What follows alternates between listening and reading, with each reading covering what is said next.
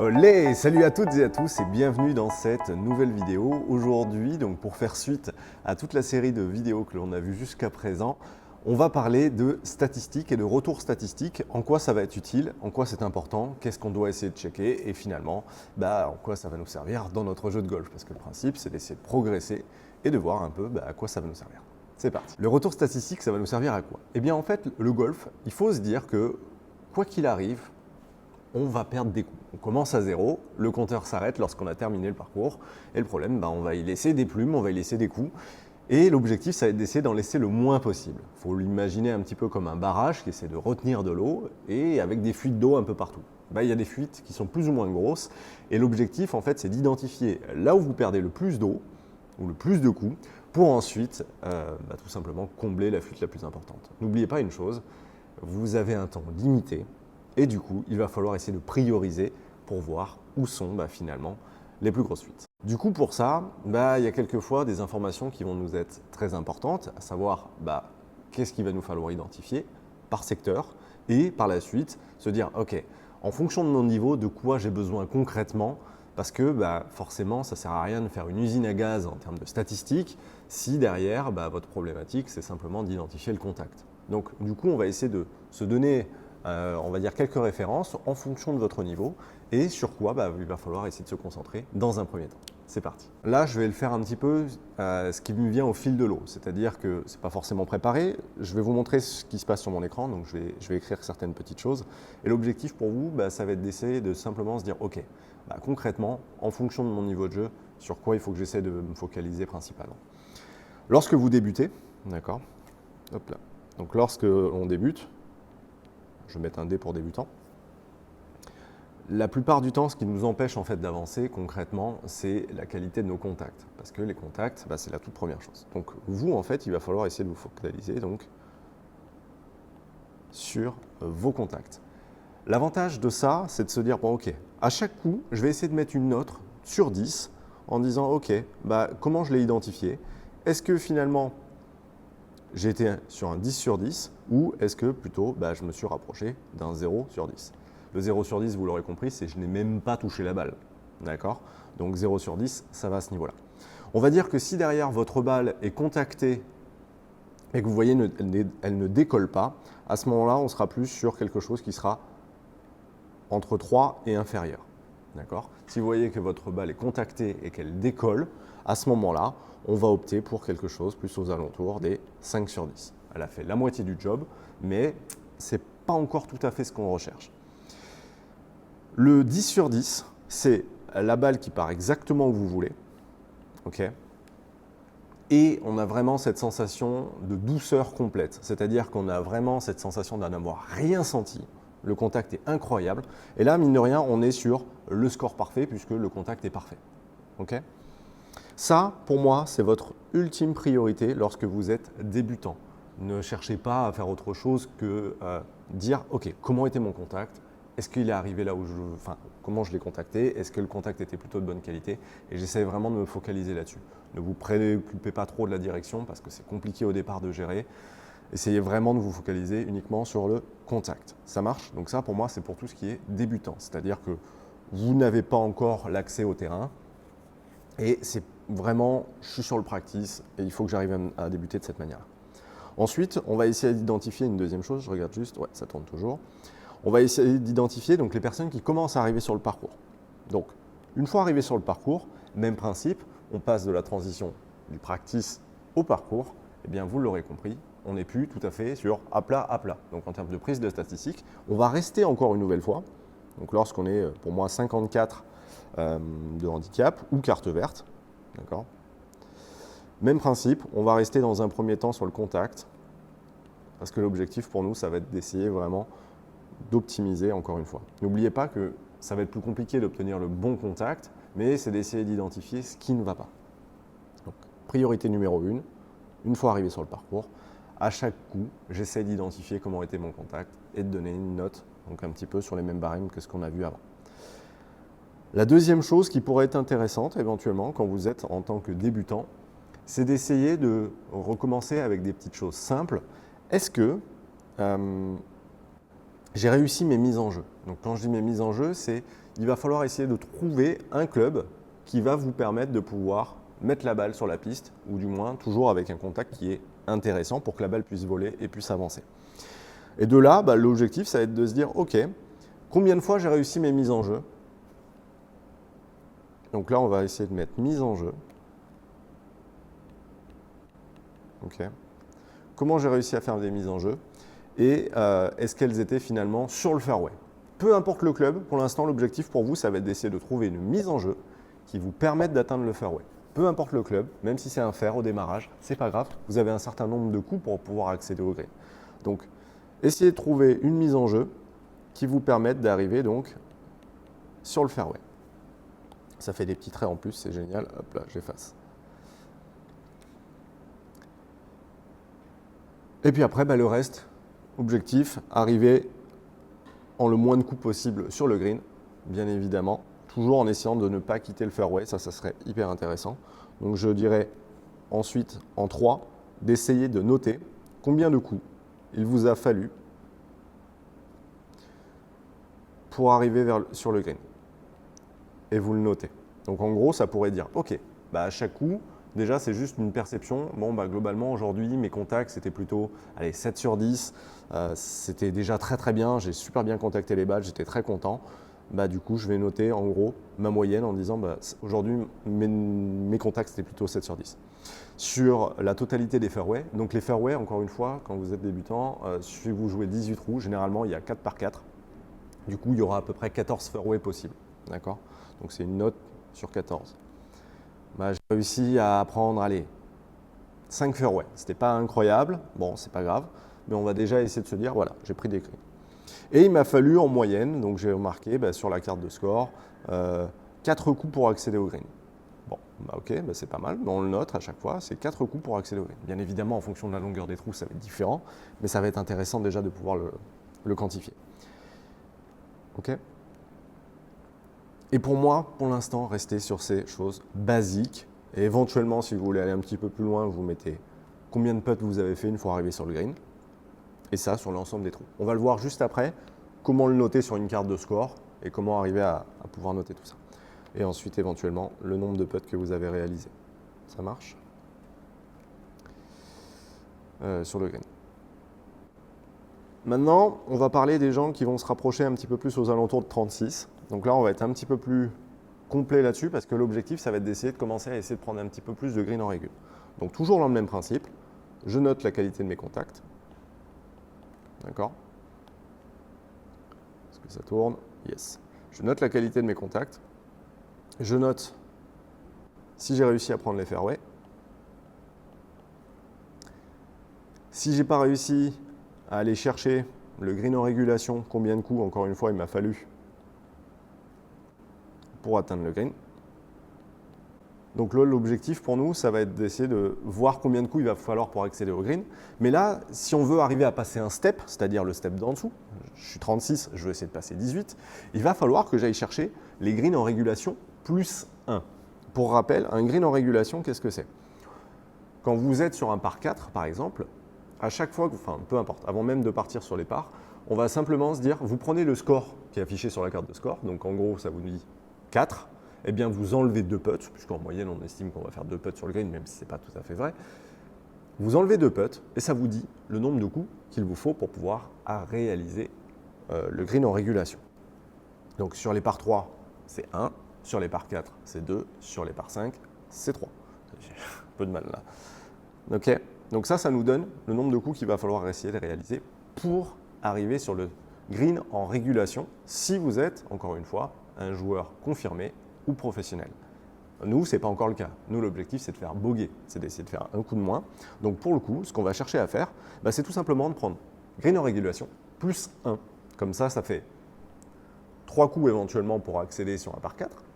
2 putts, si on fait le calcul, ça nous fait 5. Félicitations, vous venez de faire un bogey. Si vous êtes 36, vous faites un bogey sur l'ensemble des trous, eh bien, vous êtes classé en fait 18. Vous n'êtes plus classé 36.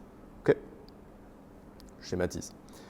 Donc l'objectif en fait, c'est que pour accéder au green, l'objectif à chaque fois, ça va être de faire régulation plus 1. Donc ce que je vous notais ici. Donc régule plus un coup. Donc sur les par 3, objectif arrivé en 2, sur les par 4, objectif arrivé en 3, et sur les par 5, objectif arrivé en 4 sur le green. Et enfin, on note de nouveau les putts. Toujours dans ce sens-là.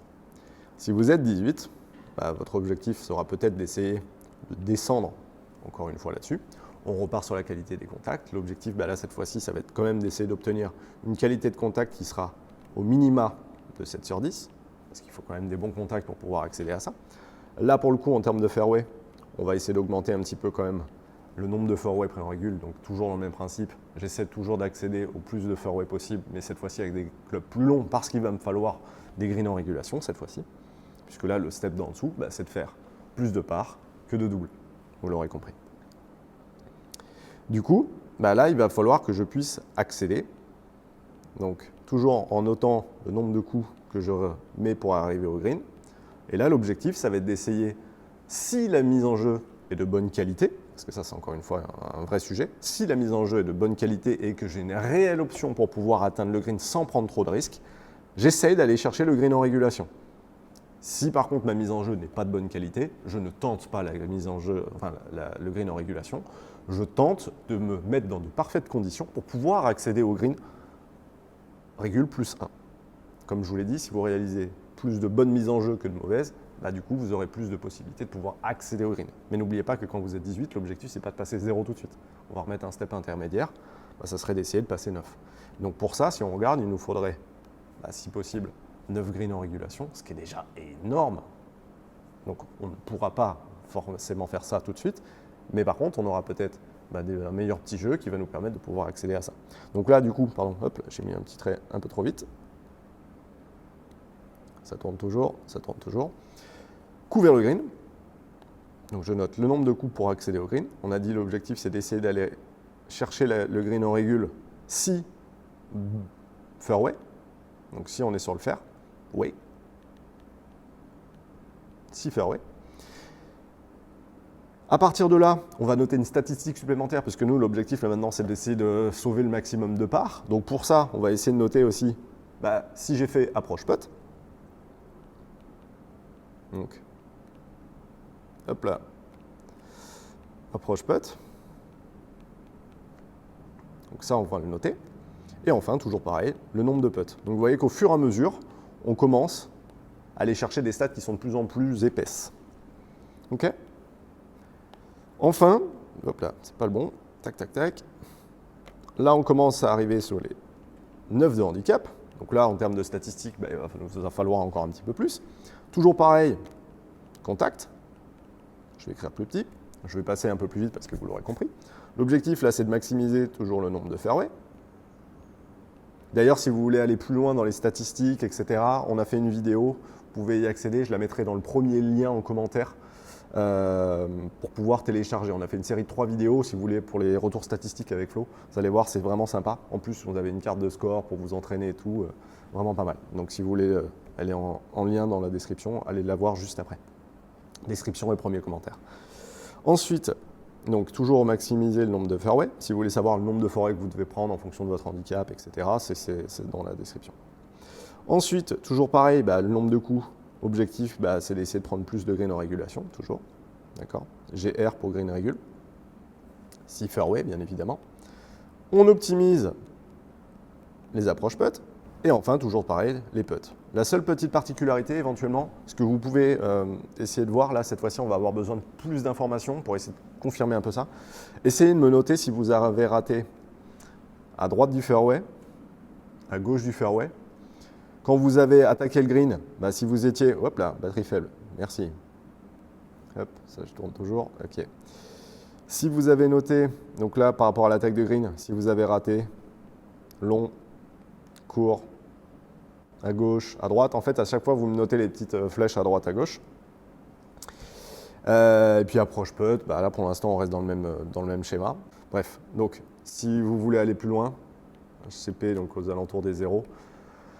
Bon là, concrètement, là on n'est plus dans le détail. Il nous faut vraiment des informations très très précises, auquel cas je vous conseille d'utiliser des applications, mais là il va nous falloir beaucoup de stats. On va avoir besoin de savoir quelle était la situation propre à jouer et dans quelles conditions le coup a été raté. Donc là, il va nous falloir éventuellement la distance au mètre près que vous aviez, la distance du drapeau, quelle situation c'était, la qualité de contact, le lie, il va nous falloir les vents, il va nous falloir les dénivelés, il va nous falloir tout ça. Donc c'est beaucoup, beaucoup plus complexe. Je n'ai pas forcément développé là-dessus, mais vous l'aurez compris, il faut vraiment des choses qui sont plus poussées. Dites-moi en commentaire si un jour vous voulez qu'on fasse une vidéo là-dessus. Je ne vais peut-être pas aller là-dessus tout de suite, mais bon, bref, vous l'aurez compris.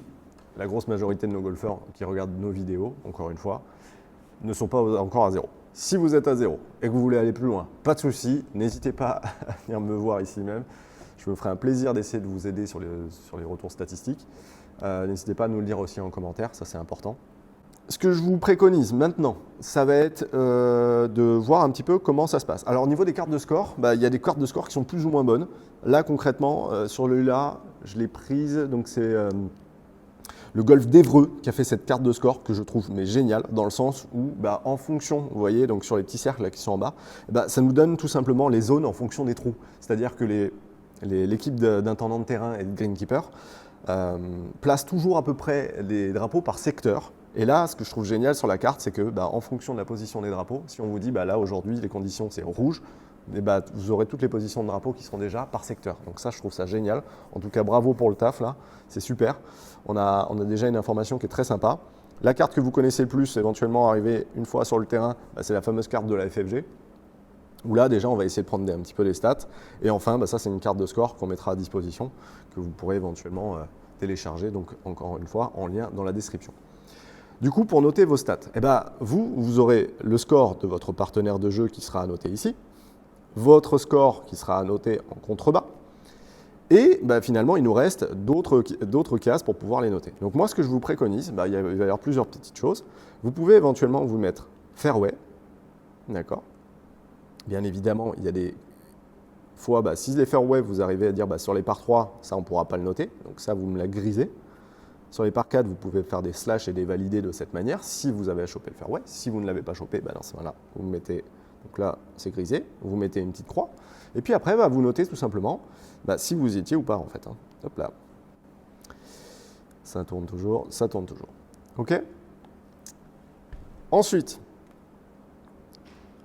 on va noter aussi, on a dit, les greens en régule et les putts. Donc pour ça, plusieurs possibilités. Vous slidez en fait en deux de cette manière et vous pouvez mettre éventuellement GR et putt, par exemple, de cette manière. Ça vous permettrait de mettre 1 si le green est en régulation, 3 si derrière vous êtes dans ce sens-là. OK ? Et pour ceux qui sont les plus acharnés par rapport aux statistiques, à ce moment-là, vous mettez fairway. Au lieu de me mettre un slash, au lieu de me mettre, donc là c'est toujours grisé, au lieu de me mettre 1 pour valider, à ce moment-là, vous mettez une petite flèche par rapport à la direction, soit comme ça, soit directement en mode tac, ça c'est à droite, ça c'est à gauche, etc. etc. OK ? Green en régulation, dans ce cas-là, vous pouvez les noter. Vous dites, voilà, régule, je le note en me disant, 1 c'est chopé ou pas. Vous pouvez aussi aller remettre même principe des flèches. Tac. Ou alors, le mieux du mieux, c'est d'avoir un bloc-notes à côté. Ça, c'est ce qu'on fait généralement sur les carnets de parcours et ça, c'est très intéressant. Hop, ça vous permet d'avoir des retours. Donc là, c'est très important. C'est pour ça que sur les carnets de parcours, on aime bien avoir de la data en plus. Carnet de parcours, on arrive, on fait, je prends ma stat, je pars de là. Trou numéro 1, je suis parti des blancs, j'avais 155 mètres. Okay. Il y avait 9 mètres de drapeau, donc ce qui nous fait déjà 164. Okay. Ensuite, j'ai vu qu'il y avait un petit truc qui était très marrant, c'est qu'il y avait un dénivelé descendant. On avait à peu près 5 mètres de descente, ça descendait de 5 mètres. Donc du coup, en fait, il me restait 159 à jouer. Et ensuite, j'avais vent d'eau. À peu près, j'avais regardé là sur la map la veille de mon tournoi. On avait vent d'eau, c'était plein sud. Donc plein sud, pas de bol, le trou numéro était plein nord. on avait vent de dos. J'avais regardé, il y avait à peu près, je dis une bêtise, 10 km/h de vent. Donc là, je vous fais un calcul à la noix. Hein. Donc finalement, 10 km/h de vent, je me retrouvais avec 154 à jouer. Quoi. Ouais, c'est ça. Voilà. J'avais 154 mètres à jouer. Du coup, le club que j'avais joué, j'avais regardé dans mes clubs, le club qui me permettait de faire 154, j'ai pas. J'ai 150 ou 160, pas de bol. Il a fallu que j'arbitre parce qu'en fait, il y avait un énorme bunker devant. Donc j'ai préféré jouer 4 longs. Donc du coup, j'ai opté pour, non pas 154, mais j'ai opté pour 160. Donc du coup, j'avais 160 dans le sac. 160 mètres parce qu'il y avait le bunker qui était devant. Donc j'ai préféré marger 6 derrière parce que le bunker devant, je ne suis pas bon dedans, donc c'était pas bon. Donc j'ai joué pour 160. Et la balle a terminé, je ne l'ai pas tout à fait bien contactée, donc pas de bol. Elle a pitché pile poil à hauteur de drapeau, elle a roulé 2 mètres, donc j'ai terminé à 157 mètres. Et ça, en fait, ça c'est un retour statistique, et j'ai terminé 2 mètres à droite. Et je me le note, en fait, terminé 2 à droite sur la stat. Donc ça, c'est tout le calcul, en fait, qui est fait, parce que du coup, là, on ne fait pas d'erreur d'yardage. Et très souvent, la plupart des golfeurs, malheureusement, ne font pas ce calcul-là avant, ou du moins après. Mais là, au moins, j'ai pas mal de petites infos. Et le club, j'avais oublié de le noter, j'avais pris faire 7. Donc là, j'ai mis tac, tac, tac, faire 7. Parce que j'avais besoin de faire 160 mètres. OK ? Donc dans l'idée, c'est de dire, si vous devez noter, il faut que vous notiez tout. On a des joueurs comme Molinari, qui lui va encore plus loin. Il note le lie, exactement comment était le lie, quel était le vent à ce moment précis, quelle distance il avait à jouer, où est-ce qu'elle a terminé, comment il l'a contacté. Enfin, ils vont très très loin dans les statistiques, ce qui leur permet d'avoir un niveau complètement dingue par rapport à ça. Okay, mais voilà, donc je vais arrêter l'écran ici. Mais ça, c'est ce qu'il faut comprendre, c'est qu'il n'y a pas une façon de faire. Vos statistiques, elles vous sont propres. Essayez de voir ce qui vous est tolérable et ce qui vous paraît être cohérent par rapport à là où vous en êtes à l'heure actuelle. Ça ne sert à rien d'aller aussi loin dans la démarche, de dire j'ai 160 mètres à jouer, donc j'ai pris le faire 7, alors que derrière, en fait, je tape la balle une fois sur 5 bien. En fait, vos statistiques, elles ne vont pas servir à grand-chose. Oui, c'est bien de le noter en termes de démarche, mais juste déjà essayer de vous concentrer sur ce qui est bon et ce qui peut être cohérent pour la suite. OK ? Je vérifie que j'ai bien notre ami l'enregistrement, parce que sinon ça va être compliqué.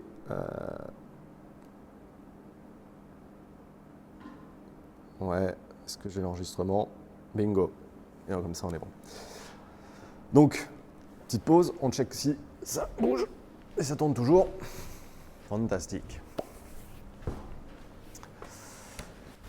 Du coup, on va essayer de voir un petit peu la suite de tout ça. Donc, pour ma part, en termes de statistiques, j'ai pas mal essayé de développer. Bien évidemment, on pourrait aller plus loin dans les stats, on pourrait détailler davantage. Si vous voulez vraiment aller plus loin, n'hésitez pas à aller télécharger directement la série de petites vidéos qui va vous permettre d'avoir un meilleur retour statistique avec combien vous devez faire en fonction de votre niveau, de combien de fairway vous devez prendre, combien de greens en régule vous devez prendre. On a fait vraiment une série sympa là-dessus. Donc, je vous le rappelle en lien dans la description. Pour rappel, cette série de vidéos était dans le cadre donc, de ma formation sur le DE, d'accord, donc pour passer le 2e degré, donc elle est certifiante, cette mini-formation que j'ai faite là. Donc, s'il vous plaît, j'aurais besoin de vos retours, j'aurais besoin de savoir si cette série de vidéos vous a plu. Encore une fois, me mettre un joli petit like pour tout simplement nous aider à référencer ces vidéos, à ce qu'elles soient plus vues. Et je compte sur vous donc, pour me faire un retour sur cette série de vidéos, ce que vous en avez pensé, quelque chose de constructif encore une fois. Si c'était simplement bien, faites-le moi savoir, ça me fera un grand plaisir de vous lire encore une fois. Et n'hésitez pas à me dire ce que vous en avez pensé. Pour ma part, je vous remercie énormément. N'hésitez pas à nous rejoindre encore une fois sur le Discord, à vous abonner si ce n'est toujours pas fait. Et je vous dis à très bientôt. Bon golf à tous. Et puis si vous souhaitez que je vous accompagne, n'hésitez pas à venir me voir ici même chez GolfSkills. Salut, prenez soin de vous, bon golf et à très bientôt. Ciao, ciao.